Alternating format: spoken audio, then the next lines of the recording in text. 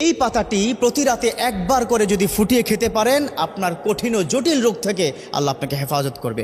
পরীক্ষিত 100%। Medical science থেকে যেরকম, ইসলামের জগৎ থেকে কিন্তু সেরকম। 1500 বছর পূর্বে আমার নবীও কিন্তু বলে গেছেন।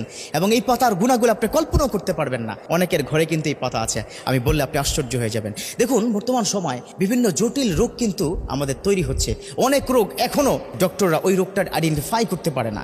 অনেকে আমাকে ফোন করে বলেন, হুজুর এত পরিমাণ অ্যান্টিবায়োটিক জীবনে খেয়েছি, এখন অ্যান্টিবডি কার নাই, কোনো ওষুধে কাজ হয় না। দেখুন, এখন থেকে অনেক আগে আপনারা স্যাকলো 20 অথবা লোস্যাকটিল 20 আপনারা খেতেন।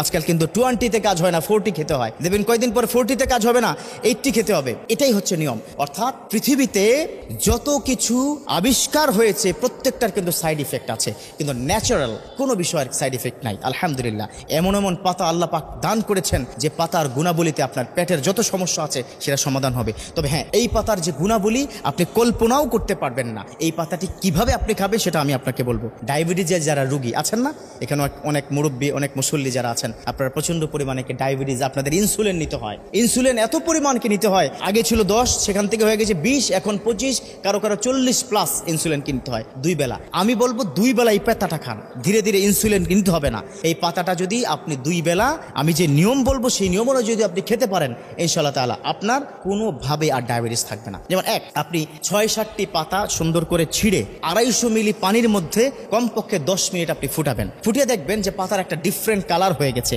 আর সাদা নেই, পাতাটা একটু লালচে লালচে বর্ণ, এই পানিটা আপনার হয়ে যাবে।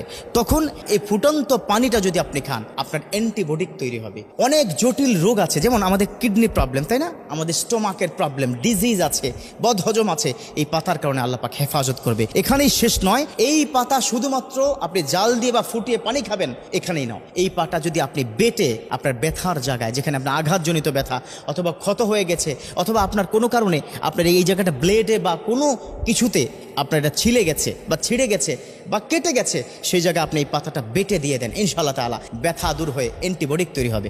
কথা কি বুঝতে পেরেছেন? এটা এমন একটা চমৎকার পাতা। আর এই পাতাটা কি জানেন? এই পাতাটা হচ্ছে তেজপাতা। এই তো মাশাআল্লাহ, সবাই বলছেন হ্যাঁ হুজুর ঠিক আছে, কমন পড়ে গেছে, তাই না? এই পাতাটা হচ্ছে তেজপাতা। চায়ের সাথে খান তো? হ্যাঁ, চায়ের সাথে খাই, কিন্তু আমরা জানি না যে এই পাতাটা আলাদা করে ফুটিয়ে খেলেও এত পরিমাণ উপকার। এই পাতাটা কিন্তু কোরআন সম্মত পাতা, এই পাতাটা কিন্তু ইসলাম সম্মত পাতা, এবং ইসলামের অনেক আল্লাহর ওলিরা এই পাতাটা কিন্তু এইভাবে কি ব্যবহার করেছেন। প্রচন্ড পরিমাণ পেটের ব্যথা, এই পাতাটা তারা ফুটিয়ে ওই পানিটা খেয়েছে, আলহামদুলিল্লাহ ব্যথা দূরীভূত হয়ে গেছে। তো আজ থেকে এটা কি, এই পাতার মধ্যে আল্লাহ পাক এতগুলো গুণাবলীকে দান করেছে আপনি কল্পনা করতে পারবেন না। যেমন এর মধ্যে ম্যাগনেসিয়াম আছে, পটাশিয়াম আছে, মিনারেল আছে, এছাড়া অনেক ভিটামিন কিন্তু এই পাতার মধ্যে আছে।